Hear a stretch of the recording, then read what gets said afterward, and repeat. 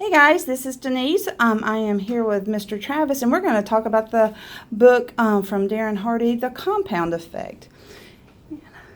Hello, Travis. Travis, Hey can there. you introduce yourself and tell us a little bit about yourself? Absolutely. My name's Travis Diamond. I work over at West Florida Hospital in the Patient Accounts Department, specifically ER supervisor, and born and raised here in Pensacola, Florida. Now, I met Denise here by, going to get some food, and she just so happened to have the Chick-fil-A Way book up there, and we started talking about that, and one thing led to another, and we got on the conversation of the compound effect. For me personally, I probably have a slightly different introduction to the book. I actually found it through a direct selling company I was a part of. Darren Hardy had teamed up with them to encourage long-term, consistent effort. And I really feel that's the biggest thing to take from that book. It's taught me that you set a goal, you're not necessarily going to achieve it overnight, but as long as every day you put in some sort of effort towards that goal, eventually you'll obtain it.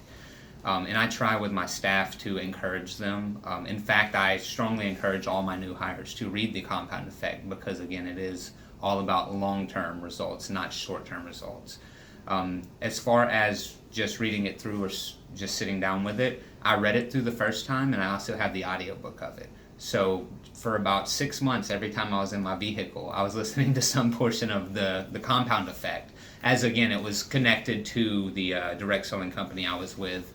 And they really just, again, the long-term results, but the biggest thing to me was not giving up. A lot of people are talking, they motivate you, but this is the difference between motivation and commitment. And I think he does a great job of talking about that in the book, where when you are motivated to do something, you put forth a little effort, but when you are committed to doing something, even on the days where you're tired, you're exhausted, or whatever the case may be, you go and you still put in that effort to hit your goals.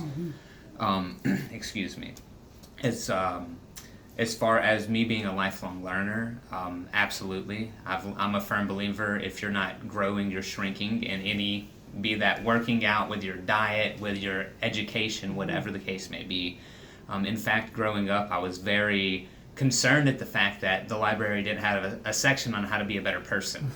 And then I was blown away when I found out personal development's an entire industry devoted cool. just to that. I was actually 19 when I first got introduced to it, and I dove in head first. Most of my friends were like, dude, you're crazy. What are you doing? I don't want to hear all that hype, happy, rah-rah stuff, and I mean, I just took everything I could and applied it to my life. So the biggest thing I wanted to say as far as the compound effect goes is not just is it a great book for business and income, but also in your personal goals.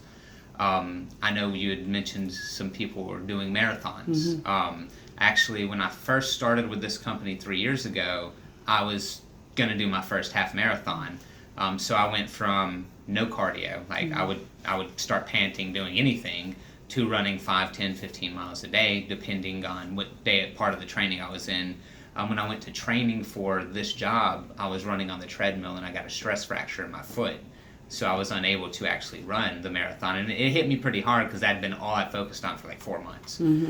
So I signed up for another one later down the road, and then work started getting in the way or whatever. And then one day I listened to the audiobook again, and I realized I was putting work in the way of me running. Work wasn't getting in the way. So long story short, I used the compound effect and the things in the book to complete that half marathon. So that's the only one I've done, but I did apply the compound effect to get there, just small incremental improvements. Yeah, little bitty steps or little bitty accomplishments every day make a big improvement or a big result in the end. So it sounds like you would also say that discipline is a little bit more beneficial than even motivation. Oh, absolutely. Again, motivation is useful, but shower's useful too, but you're going to stink again if you don't do it every day. But the discipline, it's not necessarily, people think being disciplined means you get up at 5 a.m. and you want to go running. No, people don't want to get up at 5 a.m. Yeah. But the ones who do are the ones who use that discipline in other areas of life. And again, it's not going from I'll use working out as an example. It's not going from being able to do one pull-up to 100 in a day. It's 3 years from now, you went from one today to 100 3 years from now. Right. And the only way you're going to get there is by consistent disciplinary actions, or discipline actions, I should say. I totally agree with that. Is there something that you're working on now? That is there a project that you're working on incrementally now? Yes, it's unrelated to my current position at the hospital, but it's I work with a gentleman who owns a clothing company and a photography and video company. I'm in the process of getting him marketed, being his marketer, if you will, advertising, kind of counseling him in the branding of his company. Wow, that's really cool. And I'm doing it free of charge. I don't have degrees or anything like that, but I say, hey, you're looking for someone in that area. I'm not in that area, but I love that area. So if you want to give me an opportunity to see if I can help you, we can work together, and then if later on down the road someone else wants to look at me, you can be a reference, things of that nature. So the company is actually called Simply Immaculate. A lot of younger people wear the clothes, but yeah, it's going really well. He's almost doubled his profits since we got together, working together. Not gonna say it's due to me, but I do know that the branding that he was trying to accomplish, I kind of got that path created for him, and he's continued to go down that road, and it's worked out very well for him. Well, that is awesome. Yeah. And then that also provides you with multiple sets of income. So I think that is a very smart way Absolutely. to do that.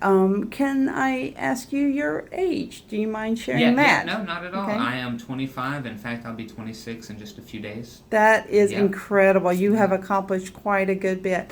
Now, here's a question I ask all the time. Being 25 years old, you have accomplished a good bit already. Do you find yourself superhuman? Not at all. Not at all. Not at all. No. Not in the least bit. Okay. So do you think other people could accomplish what you've accomplished? 100%. In fact, up until I got to this point in my life of the compound effect and personal development, I often describe myself as about as average as they come. C student. I played sports, but I sat on the bench. Wasn't the all-star. None of that. And then when I realized that it's up to me, and the only reason I haven't been an all-star or an honor student or what have you is because I made the personal decision not to take those actions. Awesome words. Awesome word. Personal responsibility. Exactly. That's a great thing. Well, I really appreciate your story and appreciate your time. Your time is very valuable, I know. And thank you so much for sharing with us. I appreciate you giving me the opportunity. Okay, and I will see you around the corner at the kiosk. There you go. Thank you.